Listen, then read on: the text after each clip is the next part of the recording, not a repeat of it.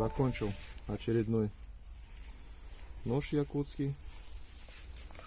Нож сделан на заказ. Такой вот получился. Сталь 9 ХС. Длина клинка 150 миллиметров. Ширина 25. Ну, по толщине 5 миллиметров у основания. Здесь 4,5. Рукоять 135 миллиметров. Так, на рукояти сувель березы, без морилки, без ничего, свой цвет естественный. И рог лося проставка.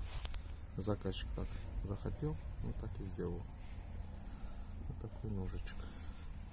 Нож заточен.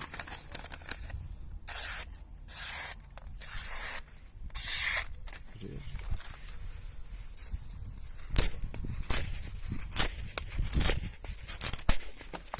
Тоже спуски, линза слабая. Ну, режет хорошо там. Мне нравится. Ножны кожаные. Деревянный вкладыш. Подвес свободный. Сидит еще плотненько тоже.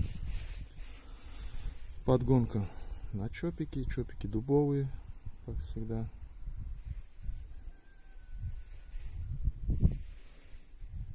В общем, сейчас упаковываю и едет к заказчику.